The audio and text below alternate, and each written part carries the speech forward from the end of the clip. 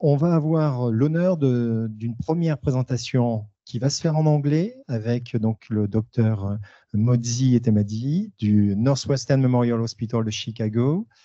Il a fait l'effort de faire une présentation, comme Modzi, de traduire sa présentation. Donc le diapo est en 2 langues et donc merci à Modzi d'avoir fait. Donc ça va être donc pendant une dizaine de minutes pardon, en anglais. So it's an honor to welcome you today. We met you in November in Chicago, and we were very impressed by your work about the AI tools you are able to develop by yourself to improve the clinical efficiency of your hospital.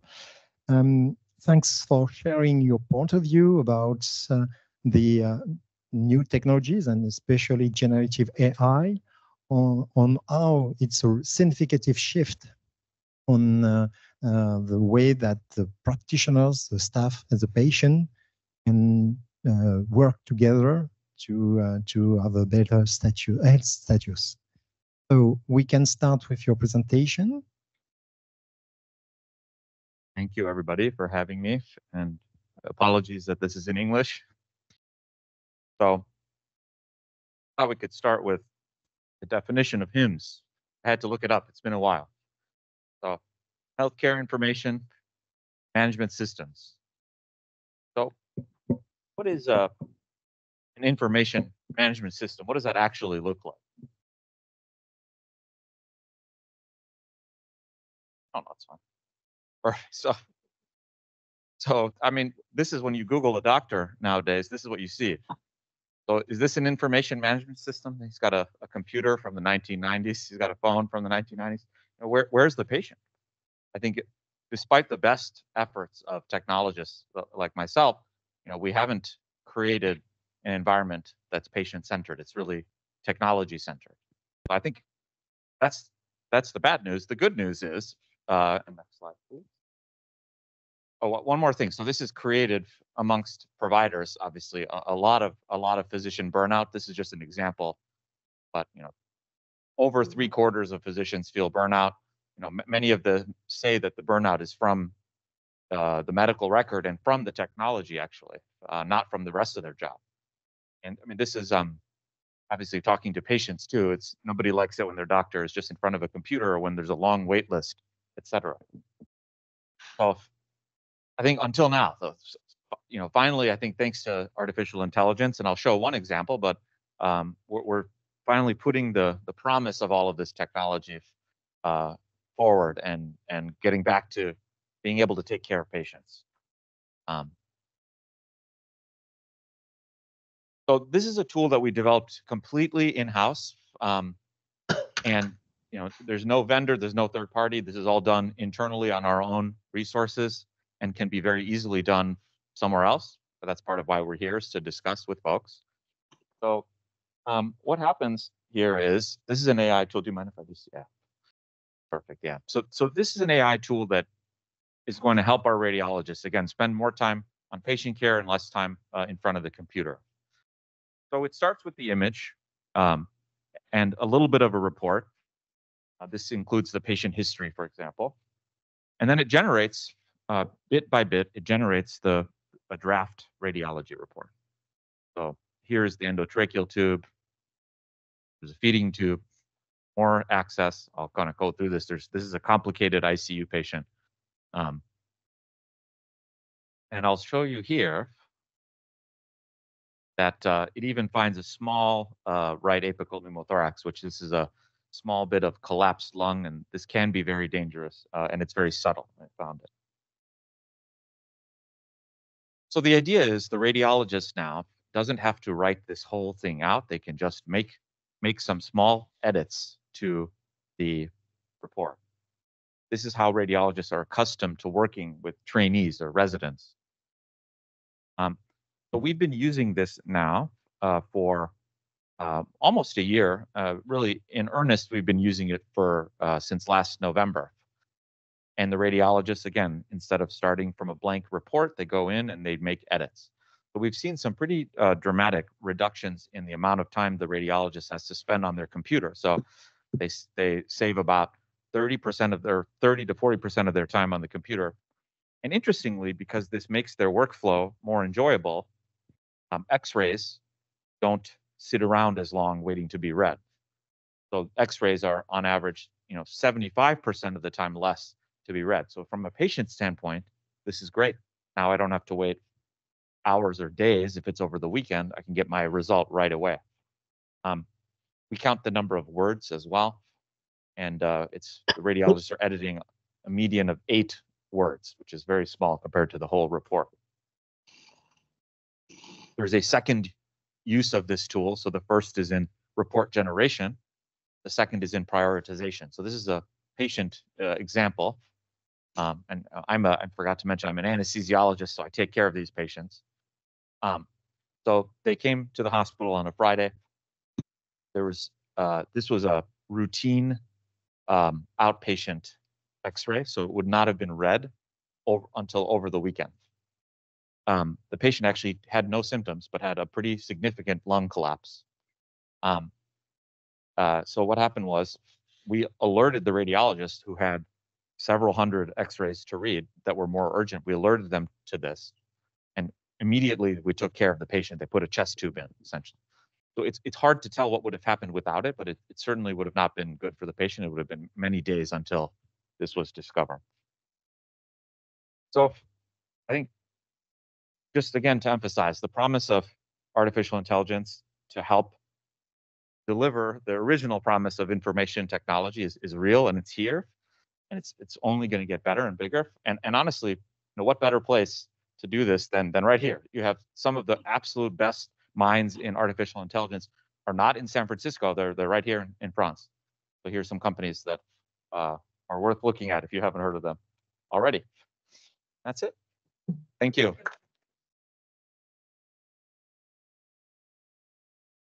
So thank you very much for this example. So it's a clear example of efficiency for clinician and for the benefits of the patient. So we organize different visits of French hospital, and it's a real pleasure to share such works we are able to do. So if I dare to resume, you take the power back by developing by yourself your AI algorithms. It's not depending on providers, and so you have the power of your data. So I think it's good, a good thing, so a good way of thinking. Thank you. Alors, on va continuer, on rebascule avec donc nos intervenants. Thomas Savatier, donc Thomas, DSI du CH d'Arles, première participation au IMSS.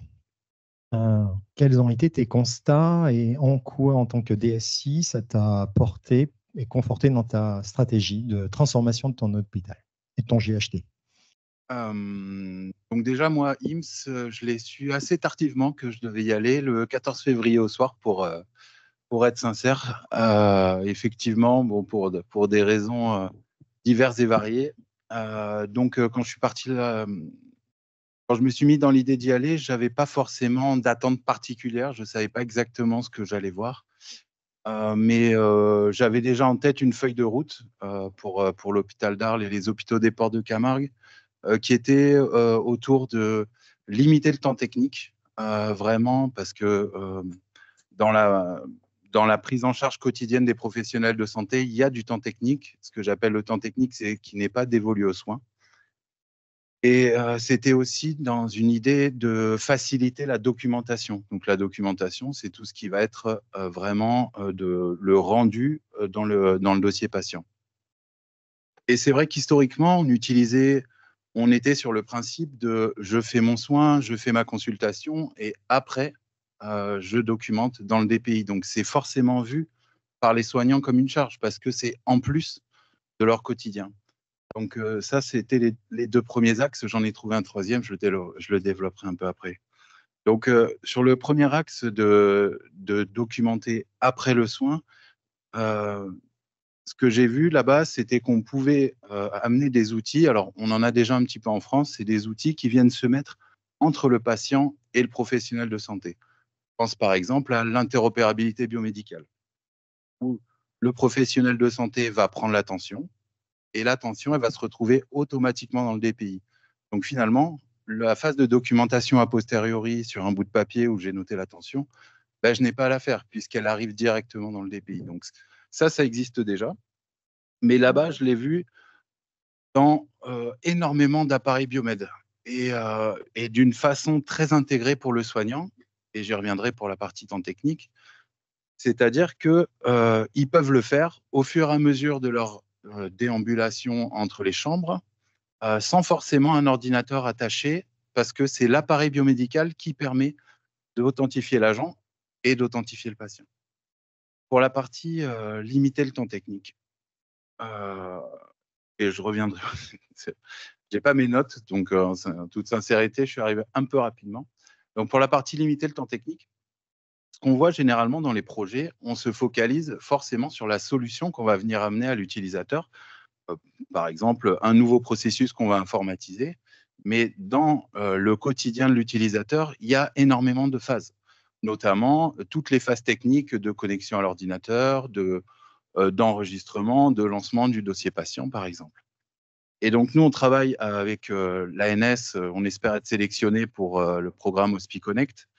On a déposé un dossier, en tout cas, dans l'idée de pouvoir amener à l'utilisateur, au professionnel de santé, une carte qui lui permet, avec cette carte, d'ouvrir son ordinateur instantanément, de se déplacer dans tout l'hôpital instantanément en passant sa carte devant chaque ordinateur. Pourquoi j'en viens là sur HospiConnect? Parce que les appareils biomédicaux que j'ai pu voir là-bas, ils ont directement les lecteurs de cartes intégrés. C'est pour ça que je voulais dire, il n'y a pas besoin de PC.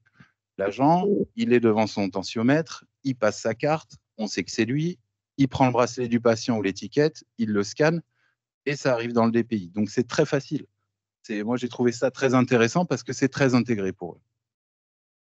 Alors, à nouveau, sur la partie documentation, il y a aussi les intelligences artificielles, c'est les Ambient AI Scribe.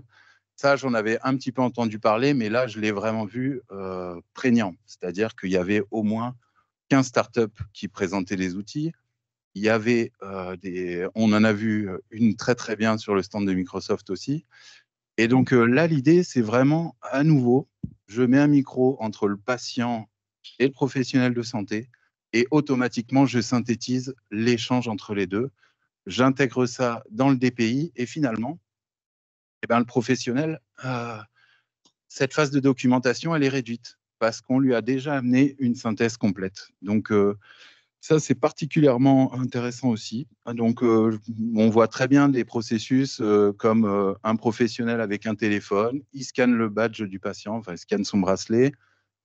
Avec le téléphone, ils ont un échange. Le compte-rendu se retrouve, par exemple, dans un processus d'urgence. Donc, je scanne mon bracelet, j'ai mon échange, ça documente en parallèle, je change de patient et ainsi de suite. Et quand je reviens au bureau, j'ai des synthèses qui sont déjà préparées. Je les enrichis parce que forcément, avec le patient, on ne peut pas tout dire. Et je peux continuer ma prise en charge. Donc, c'est vrai que là, il y a un réel intérêt, je pense, à ces outils-là. Et les choses que j'ai pu découvrir là-bas, vraiment utilisables, parce que moi, j'y suis allé aussi dans une idée d'opérationnel, de ne pas aller chercher un futur qui soit beaucoup trop loin et qui ne soit pas accessible pour nos utilisateurs. Et donc, ce que j'ai vu qui m'a beaucoup intéressé et pour lequel je n'avais pas encore développé, en tout cas, je n'avais pas fait beaucoup de recherches, ça va être les IA de synthèse générative. Parce que c'est vrai que historiquement, on a des DPI, on les alimente de documents, de milliers de données. Et un professionnel de santé, enfin, moi le premier, quand j'ouvre ma boîte mail qui a 500 mails en attente, c'est un peu difficile. Quand je trie, par exemple, que ceux de ma directrice, il y en a un certain nombre. Et donc, il faut que je les lise tous, que je les synthétise, que je les comprenne. Donc, je me mets à la place d'un professionnel de santé qui doit avoir 30 patients à la suite. Je le vois mal aller consulter l'intégralité de l'historique, l'intégralité des documents qui ont pu être amenés par différents canaux jusqu'au DPI. Et donc, je trouve très intéressant un outil qui puisse me synthétiser quand j'ouvre mon dossier patient, me faire un rappel qui est adapté à ma profession, qui me donne les informations les plus pertinentes, pourquoi pas les résultats d'analyse selon ma spécialité. Et ça, on a vu plusieurs outils qui le montraient. Et franchement, je pense que c'est vraiment, ça, c'est un futur qu'on peut toucher. Déjà aujourd'hui, c'est un demain. Ce n'est pas un après-demain ou plus. Voilà, principalement sur les... Très riche, donc déjà. Et par rapport à ta stratégie, ça te conforte d'aller vers... Alors, sur ma stratégie, c'est vrai que nous, on commence les travaux avec de l'interop biomédical. Donc, on s'est conforté dans l'idée avec l'équipe Biomède que c'est ce qu'il fallait qu'on développe. Voilà, on en avait déjà parlé avant, mais maintenant, c'est sûr qu'on va le faire. On va aller plus loin et on va le faire assez rapidement d'ailleurs. Sur la partie ambient AI, ça aussi, c'est quelque chose qu'on va développer parce que les médecins sont dans l'attente.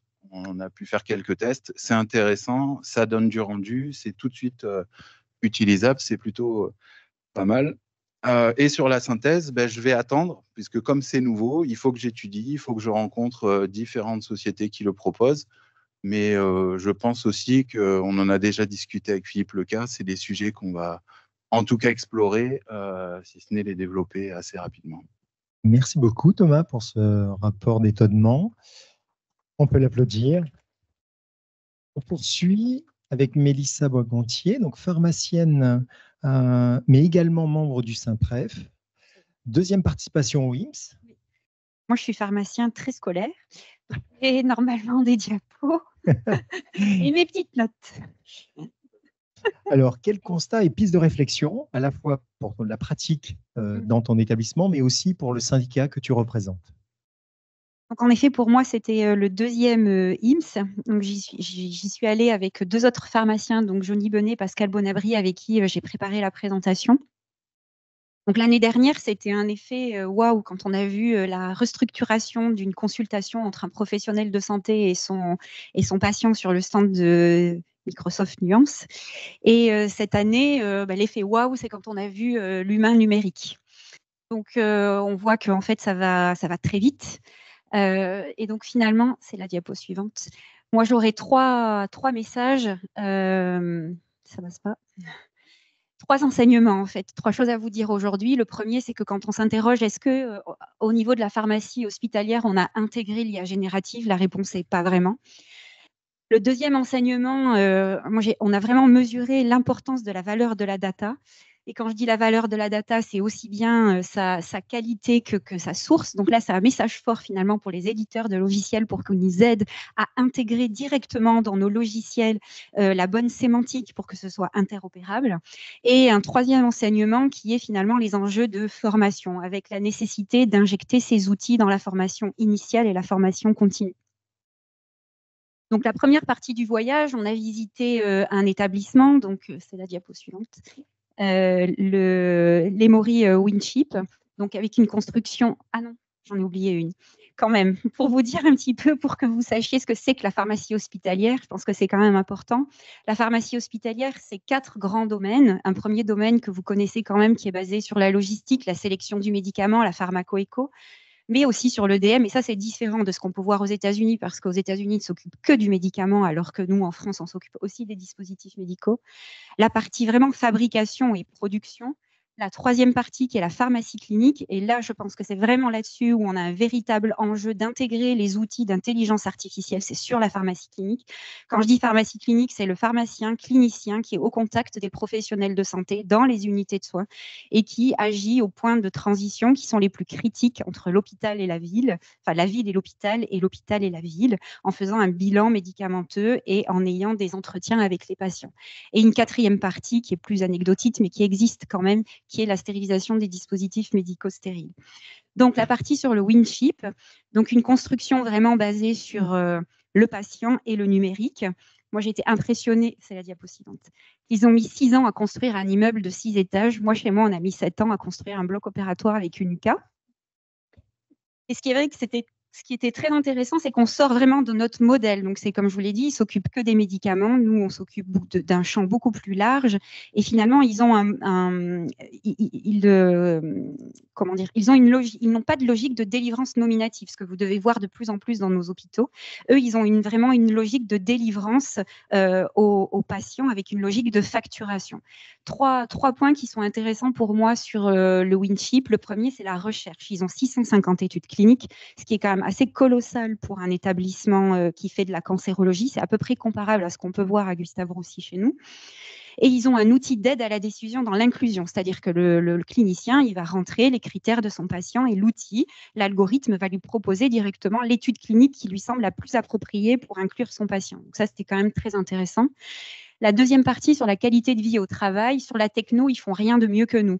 Ils ont des équipements qui sont surdimensionnés en termes de nombre. Ils ont 2 à 3 fois plus d'équipements que nous. Par contre, au niveau de la robotique ou autre, ils ne sont pas du tout automatisés. Ils n'ont pas de robots de production, alors que nous, par exemple, à partir de 25 000 poches en France, on considère qu'on doit passer à un automate.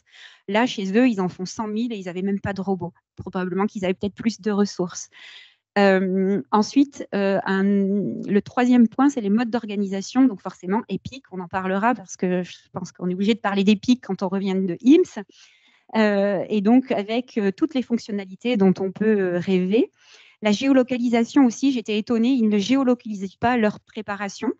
Alors que nous, en France, on le fait beaucoup, mais peut-être aussi parce qu'ils avaient que un petit peu d'hospitalisation complète, mais beaucoup d'hospitalisation de jour et donc en ambulatoire. Mais nous, on le fait quand même pour les patients pour qui on prépare des chimiothérapies à domicile. Mais ils géolocalisent leurs patients et leurs professionnels. Alors, sur les professionnels, je n'arrive pas à me faire un avis, mais sur les patients, un autre usage qui pourrait être intéressant, donc si les DSI, vous le mettez en place dans vos établissements, sachez que pour nous aussi, la pharmacie hospitalière, ça peut être intéressant, notamment pour préparer des médicaments qui sont instables et qu'on sait quand le patient rentre à l'hôpital, finalement, il ne va pas attendre 3 heures sa poche dans le service. On saura qu'il est là et on pourra lancer la production. Et les armoires sécurisées, donc on en a vu dans tous les étages. Donc là, l'infirmière, elle choisit directement à partir de la prescription son médicament. L'armoire s'ouvre, le clapet, elle prend son médicament, ce qui permet quand même de lutter contre la iatrogénie. Pour comparer, en France, c'est la diapo suivante. Ça, c'est pour vous montrer un petit peu, surtout à droite, le déploiement des armoires à pharmacie automatisées en France. Donc vous voyez qu'il y a quand même certains déserts médicaux. Et donc sur l'automatisation, on est encore un petit peu en retard. Diapo suivante. Donc, c'est ce que je vous disais, si on revient de IMSS, on est obligé de parler d'EPIC. Donc, EPIC, un système d'information très inclusif. Donc, ça, c'est un propos que j'ai repris de Pascal. C'est-à-dire que ça couvre finalement tous les étages. C'est un DPI qui a su évoluer avec l'IA. Et moi, ce que j'ai trouvé très intéressant, c'est que quand les professionnels de santé en parlent, on a l'impression qu'en fait, ils relatent toutes leurs bonnes pratiques. Donc, finalement, c'est un véritable bon outil d'appropriation parce que quand ils en parlent, pour eux, c'est facile. Donc, pour moi, ça, c'est aussi un signe. C'est la diapo suivante ensuite. Je ne vais pas développer toutes les fonctionnalités que l'on a pu voir chez EPIC, mais pour moi, j'en retiens 2, notamment pour la pharmacie clinique qui me semble intéressante et aussi pour le professionnel de santé avec son patient. Le premier, c'est que vous pouvez lui demander, rédige-moi une demande de consultation. C'est aussi intéressant. Donne-moi l'historique de mon patient sur 2 mois, sur 6 mois. Aujourd'hui, moi, quand un patient arrive et que je veux savoir qui lui a prescrit ce médicament, je suis obligée d'aller ouvrir tous les champs de toutes les consultations pour voir quand est-ce que ce médicament a été prescrit. Ensuite, une prise en charge hospitalière qui est très aboutie, de la commande jusqu'à la prescription et l'administration du médicament. Ensuite, diapo suivante. Donc, le deuxième effet waouh dont je vous parlais, c'est finalement l'humain numérique. Donc, du chatbot à l'avatar, intégration de la gestion des émotions. Moi, personnellement, je pensais que seul l'humain pouvait avoir le ton empathique. J'ai l'impression qu'on essaie de nous montrer le contraire. Donc, c'est comment arriver à combiner l'humain et la techno. Et finalement, c'est peut-être beaucoup plus sympa de parler à un humain numérique qu'un chatbot. Donc ça, je pense aussi qu'on peut tirer des enseignements de cette présentation. Et peut-être que l'année prochaine, c'est ça, Pascal, au prochain IMSS, on verra des avatars sur tous les stands. Il n'y a pas les avatars de Pascal, mais... Donc, en synthèse, pour moi, les usages que l'on pourrait déployer en priorité pour le pharmacien hospitalier, il y a 2 enjeux qui sont majeurs. Le premier, c'est probablement le processus de décision qui est interrogé par l'IA. C'est probablement la raison qui explique une certaine réticence aujourd'hui des professionnels de santé, bien qu'elle soit inconsciente à utiliser les champs de l'IA. Et juste pour illustrer mon propos, en même temps que IMS, il y avait le congrès de Société française de pharmacie clinique. Donc, quand on est rentré lundi, on a fait notre staff quotidien et chacun, on a fait notre retour sur le congrès. Et au face de moi, j'avais des pharmaciens, cliniciens, donc vraiment très experts sur le médicament. Et les 3 retours que j'ai eus, c'est « Oui, mais Mélissa, tu sais, finalement, l'intelligence artificielle, c'est une boîte noire, on ne sait pas trop quels sont les algorithmes qu'il y a derrière. » Le deuxième, c'est « Il venait de vivre une panne réseau pendant 2 jours. Donc, c'est « Et ton avatar, qu'est-ce qu'on fait quand il y a la panne de réseau ?» Et le troisième, c'est une clinicienne qui m'a dit « Mais moi, finalement, quand j'écris, je mémorise beaucoup bien. Donc, la reconnaissance vocale, ce n'est pas pour moi. » Voilà, c'est les retours en tout cas que j'ai eus. Et donc, le deuxième usage, c'est vraiment, je pense, la retranscription de nos consultations aussi en pharmacie clinique.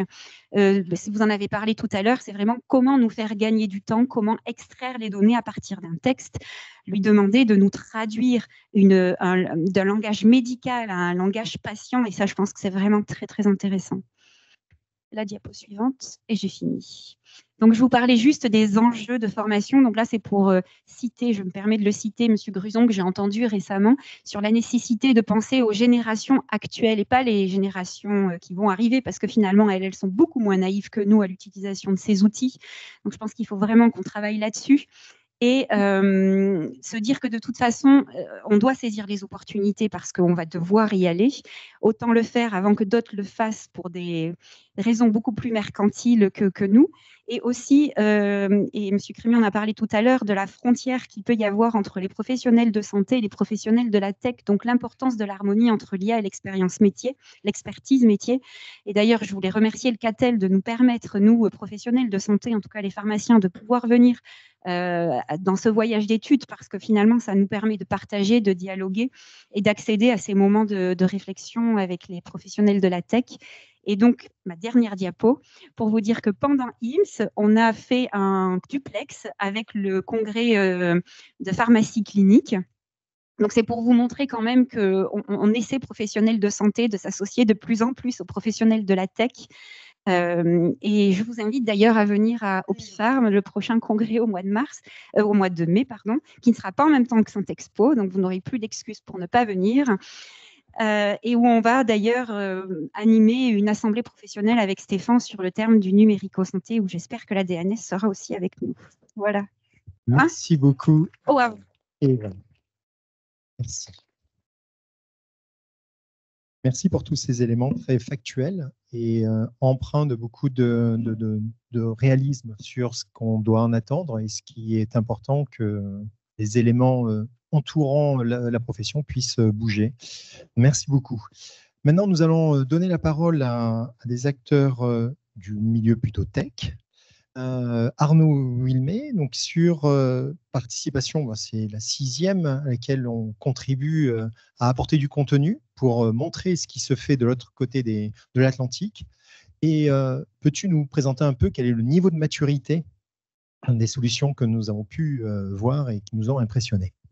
Alors moi, j'étais bien à IMS, mais je n'ai pas eu le temps d'aller voir tous les autres stands, bien évidemment. Un peu comme Ella, elle n'était pas sur place, mais ce que je vais vous faire aujourd'hui, c'est un peu un retour de la vision de Microsoft et aussi des usages qu'on est en train de développer. Donc, je vais commencer par cette slide en disant que l'IA générative permet l'impossible d'être possible dans le monde de la santé. Puis après, j'ai réfléchi, c'est potentiellement possible. Pourquoi en 2023, globalement, on a tous découvert l'IA générative. Je pense qu'il y a un an, si je demandais dans la salle qu'est-ce qu'un LMM, qu'est-ce qu'un RAG, personne ne savait. Ça a été vraiment annoncé donc en 2023. On a commencé à voir les cas d'usage potentiels à ce moment-là. Et 2024, ça a vraiment été la capacité à mettre en œuvre certains usages. Et en particulier, donc il y en a deux grands, la génération de contenu et la synthèse d'informations. Donc il y a plein de mots-clés que je vais redire qui ont déjà été dit avant, mais voilà. Donc vraiment les deux cas d'usage sur lesquels on peut potentialiser pour les soignants. Un rappel, pour nous, Microsoft, bien évidemment, c'est donner l'IA générative à tout le monde dans le monde et pour qui que ce soit des soignants ou autres. Donc, pour cela, il faut bien évidemment une plateforme cloud pour permettre d'industrialiser et donner à tous les fondations pour faire de l'IA. On a, pendant le IMS, annoncé les partenariats Epic, donc c'est encore un mot-clé qui va ressortir, parce que Epic aujourd'hui est sur le cloud Azure dans certains établissements aux États-Unis. pour travailler avec eux. Ça, c'est un partenariat fort avec Epic pour pouvoir développer des solutions d'IA générative pour les soignants. Et je reviendrai après. Après, bien sûr, c'est la data, la qualité. Hein, c'est ce que vous disiez tout à l'heure. Bien évidemment, on sait que dans le monde, il y a 30% des données qui sont produites par la santé, toutes les industries, il y a 30% qui viennent du monde de la santé. Et aujourd'hui, qu'est-ce qu'on exploite de ces 30%? C'est très peu. Donc, il y a vraiment une obligation d'avoir des outils qui permettent de mieux gérer la qualité de la data. Et après, troisième partie, donc c'est les solutions et les applications. Donc, nous, on a deux axes. Il y a deux petits logos. Donc, il y a le logo Copilot, je ne sais pas si vous l'avez déjà vu, qui permet vraiment d'avoir des solutions finies, clés en main, qu'on peut acheter tout de suite et utiliser tout de suite. Et puis, on a des solutions qui peuvent être construites, co-construites avec nos outils qu'on appelle le AI Studio. Voilà les prérequis. Donc, nous, pendant IMSS 2024, on est vraiment allé sur l'axe des copilotes. Vraiment, comment on va pouvoir aider les soignants, c'est le temps médical, hein, que ce soit médecin, infirmier. Donc, il y a 4 grands axes sur lesquels on a été, médecin, infirmier, radiologue, et puis le copilote pour tout le monde. On va faire un petit focus. Donc, DAX Copilot, vous connaissez déjà, technologie ambiante. C'est vrai que c'était intéressant cette année de voir le nombre de concurrents, entre guillemets, de technologie ambiante à IMSS. Nous, on essaie toujours d'avoir une longueur d'avance, bien que nous ne soyons pas encore disponibles en France, mais c'est en train de venir. Donc, ce que vous pouvez voir, c'est l'intégration. Donc, on a la consultation qui est enregistrée entre le médecin et le patient. On a un compte-rendu qui est proposé et on a intégré donc un copilote dans comme un petit chat. On va pouvoir, moi, médecin ou infirmière, parler naturellement pour faire aujourd'hui des changements de contenu. Par exemple, je veux rajouter un résultat de radiologie, je vais pouvoir parler naturellement et le résultat de radiologie par le chatbot va être mis comme il faut dans le dossier patient. Nous, notre investissement, il est vraiment sur l'IA à faible risque mais à haut impact. Haut impact, c'est parce qu'en gros, ça va toucher tous les soignants. Et ce que disait le président de la PHM tout à l'heure, c'est des humains et il faut leur donner plus de temps. Voilà un exemple. Le partenariat avec Epic, vraiment mis en avant. Donc voilà les cas d'usage sur lesquels on est en train de travailler. Alors, ce qui sont très spécifiques aux US, in-basket management, c'est tout ce qui est la messagerie. Aux États-Unis, il y a beaucoup d'échanges entre les médecins et les patients. Et même à l'intérieur d'Epic, il y a une messagerie pour recevoir les résultats de labo, etc. Et il faut que le médecin puisse répondre en temps réel pour éviter les risques médico-légaux. Donc, on a même des rôles qui s'appellent l'inboxologiste aux États-Unis. Ce sont des personnes qui gèrent au quotidien la messagerie des médecins pour être sûr qu'on ne rate pas une information. Là, l'IA, on est en train de travailler avec Epic pour intégrer nos technologies pour faciliter la gestion de la messagerie vocale. Les clinical summary, donc toutes les synthèses médicales qu'on peut avoir avant une consultation pour avoir accès à une information synthétisée avant de prendre en charge un patient, ce qu'on fait en radiologie. Tout ce qui est aussi l'assistant pour tout ce qui est code, hein, parce qu'aux États-Unis, si vous n'avez pas des codes, vous n'êtes pas payé. Donc, c'est toujours un usage qui est mis en avant. Et puis, bien sûr, la technologie ambiante, donc le DAX qui est vraiment intégré dans les outils Epic de A à Z. Voilà un peu sur quoi on avance. Juste pour vous dire, là, c'est vraiment vous donner des retours d'expérience. Aujourd'hui, on a 104 clients Epic qui travaillent avec nous, qui utilisent l'IA générative dans leur use case. Ce qui est intéressant de voir, c'est qu'on a 45 qui utilisent la technologie ambiante, mais il y a 74 qui sont en production aujourd'hui. Il n'y en a que 12 qui utilisent la synthèse médicale. Et je pense que ça revient à ce que disait le DSI d'Arles tout à l'heure en disant, voilà, comment on va utiliser les résultats de cette summarisation, de cette synthèse, pardon. Et puis, on voit bien que les plus grands cas d'usage, c'est vraiment la messagerie. Donc, vraiment, l'IA, elle va aux États-Unis aller d'abord là où il y a vraiment des besoins très importants. Mais on n'est qu'au début. C'est pour ça que l'IA générative, ça vient petit à petit. Et j'aime beaucoup la quote là où il y a marqué « L'ambiance a évité plusieurs divorces ou sauvé plusieurs mariages ». Bien sûr, c'est vrai que le focus pour nous depuis des années, c'était vraiment les médecins. Et là, il y a vraiment un focus tout le monde est en train de se réveiller pour les soignants. Et ça, c'est très bien. Donc, on a annoncé aussi un partenariat plus fort avec Epic aussi pour développer des solutions ambiantes. Première chose, c'est l'infirmière qui est au bord du lit du patient, qui va pouvoir documenter naturellement par la voix, et les informations vont être structurées automatiquement en temps réel, ou alors prendre une photo et la structuration va se faire. Juste rapidement quelques images. Donc voilà, l'infirmière, elle va dire ce qu'elle a vu, la douleur, elle a pris la température, etc. Et en temps réel, vous allez avoir la structure des informations en structuré qu'on va pouvoir envoyer dans le dossier patient. Et avec Epic, ce sera automatiquement mis dans les beaux champs. Donc c'est vraiment la voie vers la structuration de données. Et puis un autre exemple, voilà, je prends en photo la plaie et automatiquement, ça me fait en structuré.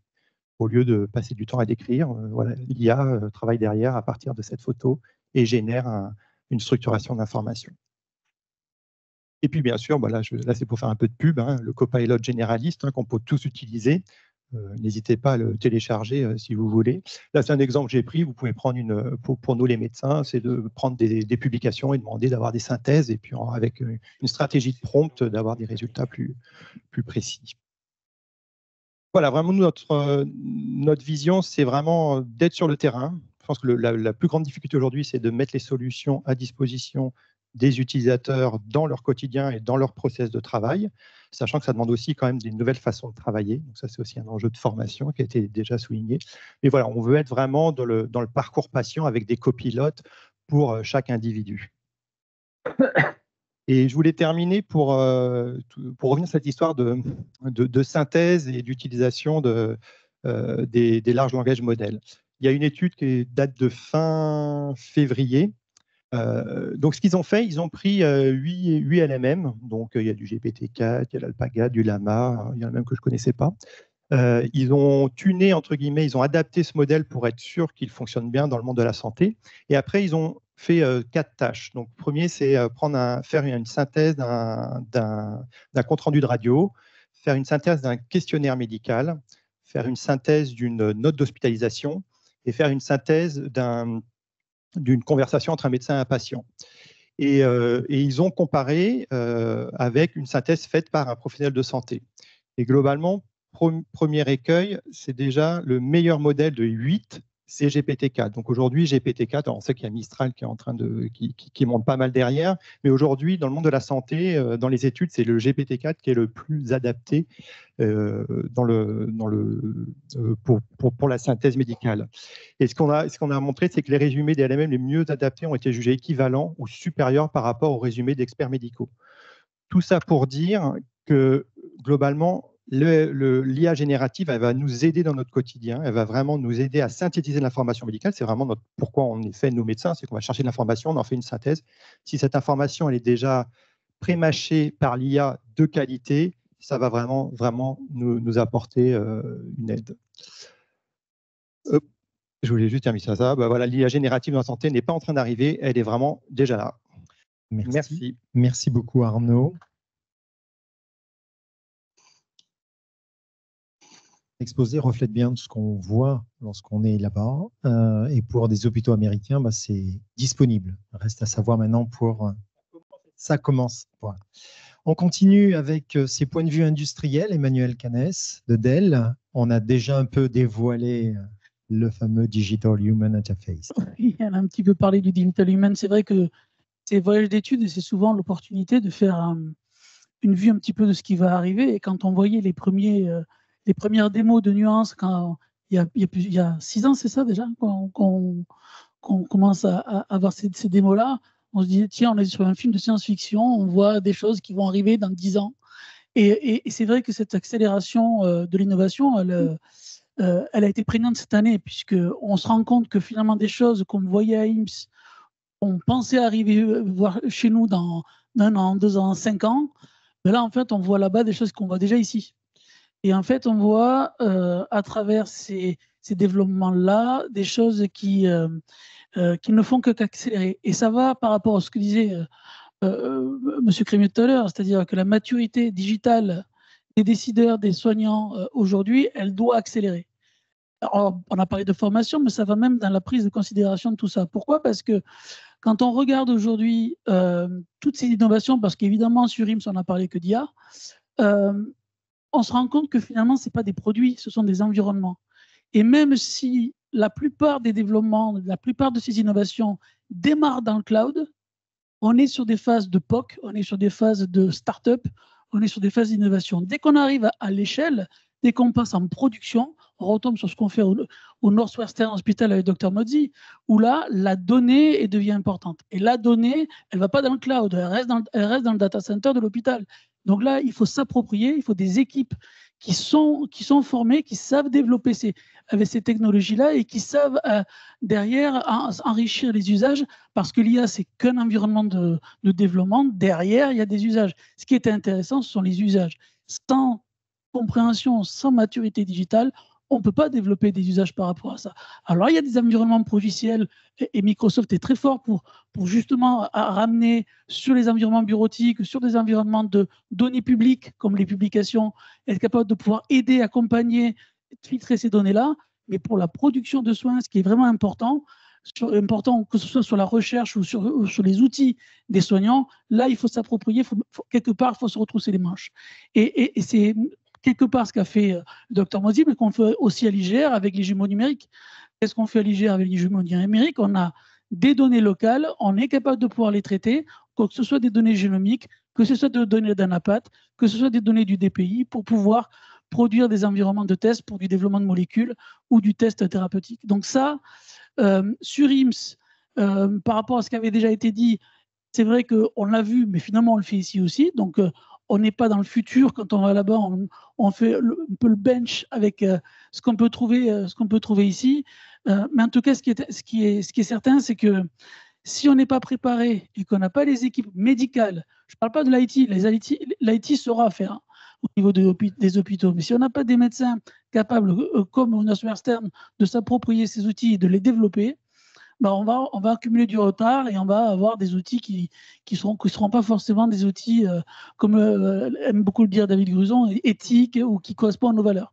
Donc, c'est très important en tout cas à travers une compréhension de ces technologies-là, de revenir sur ce qui est important pour nous, ce qui correspond à nos valeurs, et d'avoir une valeur éthique par rapport à tout ça. Je n'ai pas préparé de slide, mais c'est vrai que le Digital Human, parce que c'est quand même, tu as mieux parlé de Dell que moi, Digital Human, c'est quelque chose qui devrait bientôt être annoncé.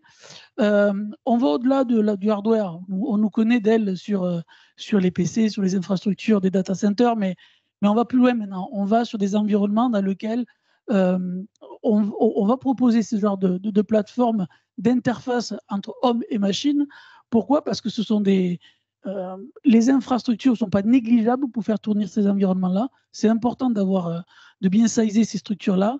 Et c'est important aussi parce qu'on veut s'adresser à des projets qui sont locaux, qui sont hébergés par l'établissement, qui ne sont pas on ne sait où, dans un cloud en Chine ou que sais-je. On veut maîtriser les données et la sécurité de ces informations-là. On est sur des plateformes qui sont innovantes, mais qui sont non négligeables. On n'est pas sur des boîtes noires. Il faut vraiment mettre les deux dedans. Voilà un petit peu ce qu'on pourrait dire. Je pense qu'on n'a pas trop parlé de RSNA, ce qui était pas mal entre IMSS et RSNA. Donc, c'est la partie radiologie, là où on a pu visiter le Northwestern. On se rend compte qu'on a d'autres usages de l'IA, beaucoup moins sur la partie. On est plus sur le diagnostic ou l'aide au traitement de l'image, versus IMSS, où on est plus sur soit de la donnée d'aide au diagnostic ou à la prescription, mais aussi sur des données populationnelles. Et ça, c'était vraiment un gros virage qui est intéressant de pouvoir les comparer. On va en parler ensuite, effectivement, sur cette capacité à stratifier, à mieux analyser en amont de la donnée. Merci beaucoup, Emmanuel. On peut vous applaudir. On va terminer ce tour de table avec ce point de vue. Donc, Émilie, tu étais aussi au IMSS, plusieurs éditions, mais là, tu étais dans la délégation Socinov.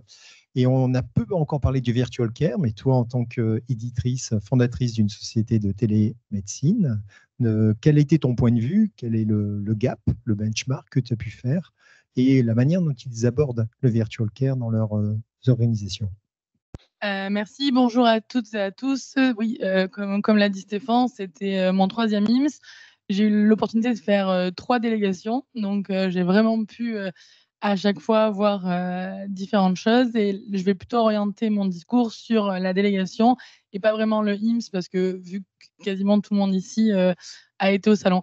En fait, ce que je ressors vraiment fondamentalement sur l'innovation avec les Américains, c'est que en fait, l'innovation pour eux, ce n'est pas une fin, mais c'est un moyen. C'est-à-dire qu'en fait, ils vont mettre tous les outils innovants et entre autres l'IA au profit d'améliorer leur organisation. Et donc, en fait, c'est vraiment ça qui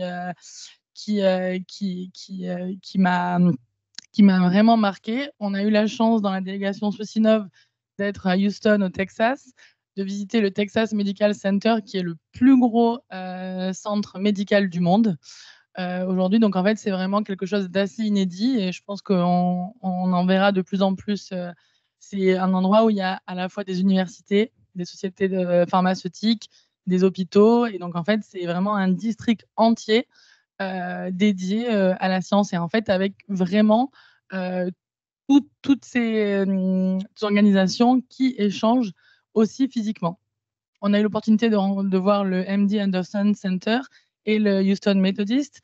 Dans les deux, on a vraiment vu cette culture de l'innovation.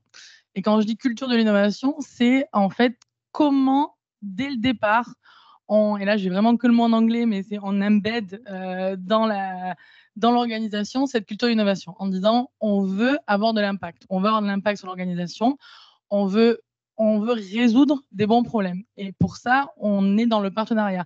À chaque fois que ça soit dans les deux établissements, il y avait vraiment, ils nous ont présenté énormément de slides, il y avait à chaque fois leurs partenaires dont Epic forcément, mais même d'autres partenaires.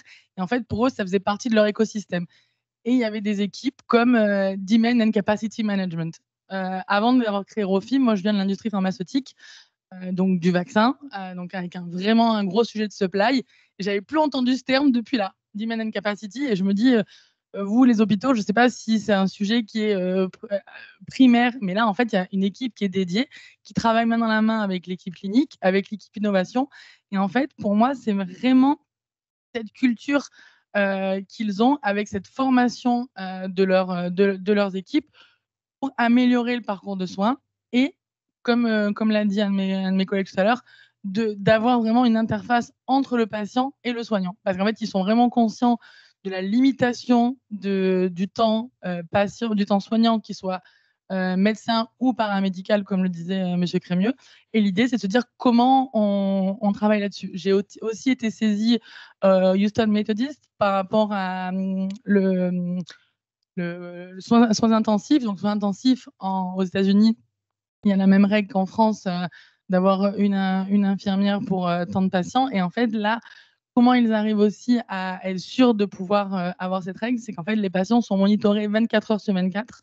Et donc, en fait, on a pu assister au cockpit de contrôle, donc en fait, où il y a des non médicaux qui vont recevoir des alertes, qui vont pouvoir transférer à du personnel médical. Et en fait, au début, ça m'a un petit peu saisi. Je me suis dit, bah, tiens, est-ce que les patients signent ça? Et en fait, ils m'ont dit, bah non, en fait, aujourd'hui, il n'y a plus de virtual care. En fait, le care, donc en fait, quand ils signent, en fait, le care n'est pas dissocié du virtual care. Donc, ça fait partie, en fait, de l'offre de soins de l'hôpital. Et en fait, d'un autre côté, ça permet aux infirmiers qui sont en fin de carrière de pouvoir avoir quelque chose de plus relax. Alors qu'en soins intensifs, vous le savez, ils courent partout. Donc, en fait, ça permet de se projeter également en termes de carrière et de proposer en tant qu'hôpital de la longévité à son personnel soignant. La deuxième partie de notre délégation qui m'a aussi beaucoup plu, c'est le travail qu'on a pu faire intra-délégation avec des ateliers notamment sur les clusters. Donc le cluster, c'est l'hôpital qui va aller vers le cluster, mais je pense que Jacqueline en dira un mot tout à l'heure. Et en fait, surtout, on a fait un exercice, les partenaires industriels d'un côté et les hôpitaux, en disant, voilà, en fait, quels sont nos enjeux? Quels sont les enjeux? Qu'est-ce que, selon vous, à quoi devrait répondre un éditeur aujourd'hui? Et donc, en fait, on a travaillé de manière croisée et après, on a rééchangé ensemble. Et en fait, c'est pour ça que je fais le IM chaque année et que c'est vraiment d'avoir une opportunité à la fois dans les nouvelles technologies, mais comme le dit Manu, honnêtement, aujourd'hui, on n'a plus à rougir. Honnêtement, il y a eu un effet waouh l'année dernière. Dragon de Nuance, clairement, on est tous ressortis en disant waouh. Mais là, cette année, j'ai l'impression qu'il n'y a pas eu d'effet waouh. Et en fait, je pense qu'il y en aura de moins en moins parce qu'en France, on innove. Par contre, je trouve que le fait d'échanger entre partenaires, d'être dans cette logique de co-création et co-innovation, pour moi, c'est ça qui fait la différence.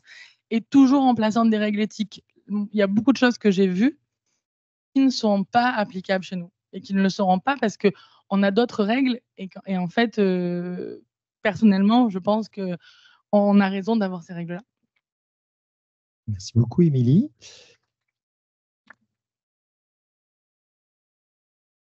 Nous allons pouvoir, oui, voilà, on va pouvoir prendre des questions dans la salle et puis aussi à distance par rapport aux différents intervenants et profiter qu'ils soient là. Y a-t-il dans la salle des souhaits d'interaction ou des approfondissements? Y a-t-il dans la salle et à distance? Il y avait une question?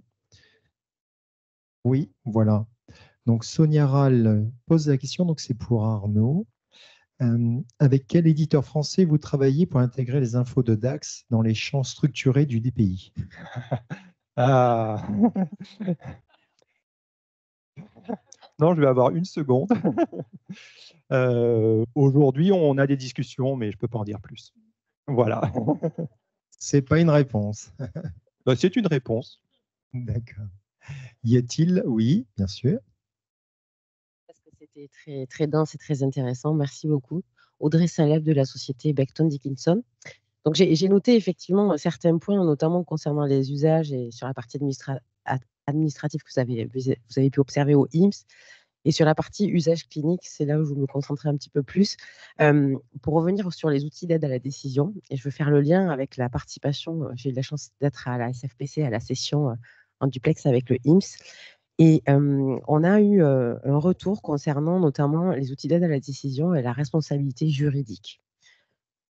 Aujourd'hui, effectivement, on sent qu'il y a une grosse accélération sur ces outils qui vont nous augmenter les professionnels de santé, aider finalement à gagner en efficience. Donc, c'est quand même le but et l'objectif au service des patients. Mais pour avoir ces résultats performants, finalement, le professionnel de santé, il est partagé entre gagner en efficience et puis perdre aussi une partie du contrôle tout en portant une responsabilité. On parlait de maturité digitale, on parlait de formation. Aujourd'hui, moi, la question, c'est comment finalement on va accompagner l'accélération de la prise de conscience pour faire monter finalement en maturité les esprits, parce que c'est ça qui bloque. La technologie, finalement, elle est assez présente. Qu'est-ce qui freine? C'est l'humain face à la machine. Comment on accompagne au quotidien finalement l'adhésion de ces équipes-là? Alors, je vais d'abord répondre sur ce que j'ai expliqué tout à l'heure sur l'ambient AI, où là, on est obligé de faire une relecture. Donc, forcément, le professionnel, il va s'engager. Et nous, les différents tests qu'on a pu faire, il y a besoin de relecture. Ce n'est pas parfait tout de suite. Il faut relire, il faut modifier. Elle n'a pas forcément tout capté. Et l'avantage, c'est que dans la plupart des solutions, on a un transcript qui vaut ce qu'il vaut, puisque c'est quand même capturé à la voix. Donc, forcément, quand on relit, s'il a mal capturé, on a une mauvaise donnée. Donc, forcément, cette mauvaise donnée se retrouve dans la synthèse. Ça, c'était la première chose. Donc là, vraiment, sur ce cas particulier-là d'ambient, on peut relire. Par contre, effectivement, sur tout ce qui est aide à la décision, moi, pour les différents échanges que j'ai pu avoir avec les professionnels de santé, la difficulté, c'est que ce qu'ils observent, et moi je l'observe aussi dans mon domaine, c'est que de plus en plus, les nouveaux arrivants, les nouveaux professionnels, ils font peut-être un effort différent que ce qui était fait avant. Ils travaillent peut-être différemment, ils sont pour certains moins engagés. Peut-être que la connaissance, elle est acquise aussi différemment. Donc, ces outils d'aide à la décision, c'est aussi pour améliorer ce manque de connaissances qu'on peut avoir dans les nouveaux arrivants, dans les nouveaux professionnels, dans les différents domaines impact dans la santé. Donc, c'est vrai que ça fait un peu peur, l'aide à la décision. Moi, ce n'est pas un sujet pour lequel, pour l'instant, on va beaucoup faire de recherche. On voit que côté radiologie, ça fonctionne. Il y a eu des tests, il y a eu des études. Là, de ce côté-là, ça marche plutôt bien. Maintenant, c'est assez acquis. Hein, nous, le professeur Bérégie du CHU Nîmes, il a fait beaucoup d'études et il nous a dit qu'on pouvait y aller sur ces outils-là. Pour les autres, avec Philippe à IMS, on allait voir des outils de prédiagnostic en urgence. C'est-à-dire que grâce au passage à l'IOA, une collecte de données, le patient est prédiagnostiqué et mis dans une file, en fait, automatiquement par l'IA. Là, c'est plus difficile. Moi, je trouve que ça fait un peu plus peur parce que là, on peut se dire, bah, je prends quelqu'un dans la rue, je fais parler le patient, et finalement, ça va classer. Est-ce qu'on a besoin d'être un professionnel de santé si on a un outil de diagnostic? Ça, c'est une vraie question aussi derrière, parce que si on fait baisser le niveau grâce à des outils d'aide à la décision, qui on va mettre en face du patient au final? Moi, c'est un peu ça qui me perturbe. Donc, les outils d'aide à la décision, je ne creuse pas trop pour l'instant, sauf en imagerie. Moi, les outils, en tout cas pour la pharmacie, les outils d'aide à la décision, je ne les vois pas comme des outils qui vont faire à ma place. Je le vois comme des outils qui vont me permettre de faire plus et de probablement aller sur des patients plus à risque. Parce qu'aujourd'hui, si l'outil va me permettre de filtrer tous les patients qui ont une insuffisance rénale et qui ont des médicaments qui sont adaptés en fonction de la fonction rénale, bah finalement, plutôt que d'aller analyser mes 40 ordonnances, si l'outil peut me permettre de les screener dès le départ et d'aller sur des cas plus à risque ou faire de l'éducation thérapeutique auprès des patients, je ne pense pas que ce soit un problème en soi. En fait, c'est fonction des modèles qu'on utilise. Les modèles qu'on utilise, il faut qu'ils soient entraînés. Pour pouvoir les entraîner, il faut des données. Donc, forcément, si on utilise des modèles qui ont été entraînés sur des hommes blancs nord-américains de 40 ans, on n'aura pas forcément un résultat qu'on arrivera à retrouver forcément ici. Alors après, on peut arriver dans le est-ce qu'un modèle enregistré à Marseille est valable pour les Lillois? Ça se définir. Mais ce que je veux dire par là, c'est qu'on peut facilement arriver, c'est ce qu'on disait tout à l'heure aussi sur la notion de valeur, c'est que les modèles, pour les entraîner, sont quand même tributaires de la qualité des données que l'on met à ingérer. Et plus on met de la donnée, plus c'est fiable. Donc, c'est pour ça que cette appropriation-là pour l'aide au diagnostic, elle doit passer par j'ai des modèles que j'ai sélectionnés, voire que j'ai entraînés moi-même sur un jeu de données que je maîtrise.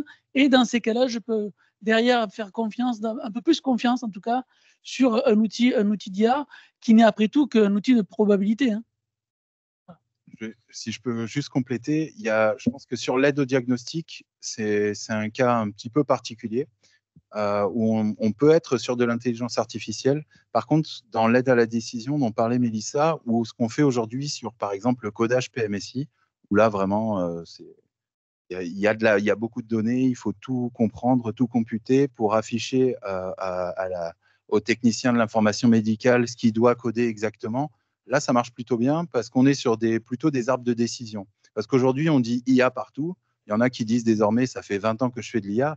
Mais en fait, et Pascal nous en a bien parlé aussi lors de IMSS, il y a d'un côté l'arbre de décision et les modèles qui apprennent tout seuls, qui comprennent tout seuls. Donc, je pense aussi qu'il faut bien faire cette dichotomie entre les deux sujets qui sont très différents, selon moi. Voilà. L'explicabilité et on revient sur la question de la boîte noire. Merci beaucoup.